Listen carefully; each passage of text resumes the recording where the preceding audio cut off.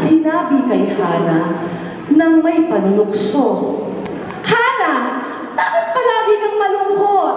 "Ay, oo nga pala, wala kang anak." "Tingnan mo ako, marami akong anak." At di nakapagpigil na sumagot si Hana nang may lungkot, "Penina, pakiusap. Sana tigilan mo ng panunukso mo sa akin."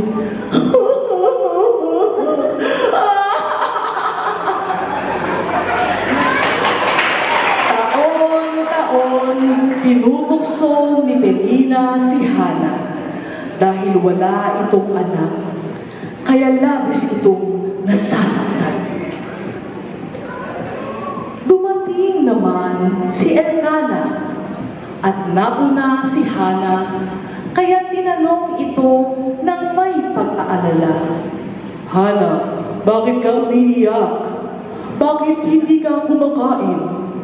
Hindi ba ako sapat sa iyo kaysa magkaroon ng 10 anak? Nakakatampo naman." Sumagot naman si Hana, "Mahal naman kita, Elkanah, pero mabigat pa rin ang aking puso." Naniwala naman si Elkanah, kaya sinabing, "Sige na nga, tara, magpahinga at maglibang ka na muna."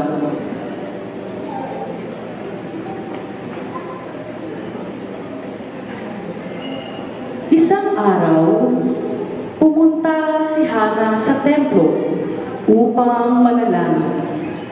At nagdasal,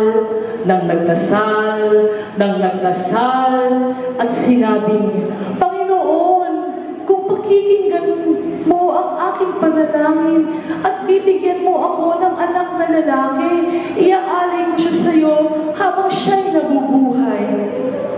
At habang nananalangin si Hana ng tahimik, gumagalaw ang kanyang labi, ngunit walang naririnig na tinig.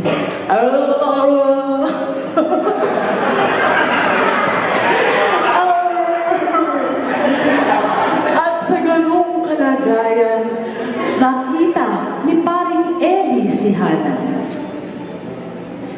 Nag-aalala at nagtatakang tinanong nito si Hana, "Hana, bakit para kang lasyeng? Tigilan mo na yung pag-inom-inom mo, ha?" Nagulat at nahiya si Hana, kaya pinaliwanagan niya si Eli. "Hindi po, Ginoong Eli. Ako po'y labis-labis na nalulungkot. Ibinubuhos ko na lamang ang aking puso sa Panginoon." Mahinahon namang sumagot si Eli, "Kung gayon, humayo ka ng payapa, naway ipagkaloob ng Diyos ang iyong hinihiling."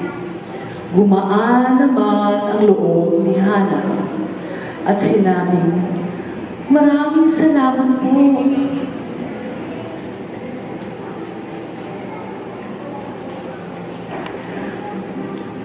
Pagkaraan ng ilang panahon, sinagot ng Diyos ang panalangin ni Hana. Siya ay nagkaanak ng lalaki. Siya'y tuwang-tuwa at parang natuto na rin mang-asar kay Penina. At sinabi ni Hana sa bata, "Tatawagin kitang Samuel dahil hiniling ko siya sa Panginoon."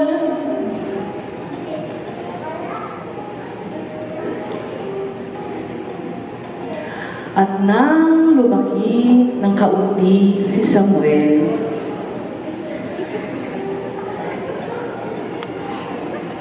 dinala siya ni Hana sa templo upang maglingkod sa Panginoon. At binalikan nga ni Hana ang kanyang pangako sa Panginoon at sinambit sa Panginoon, "Panginoon, ito ang batang ipinanganak Ipinanalangin ko sa inyo. Ngayon po ay iniaalay ko po siya sa iyo.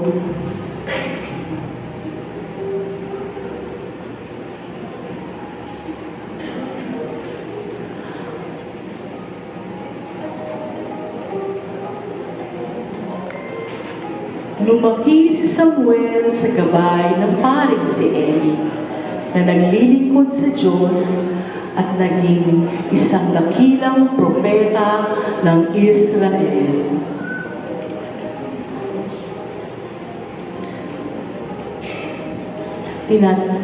Tinatawagan po ang mga gumanap. Tapos na. Tapos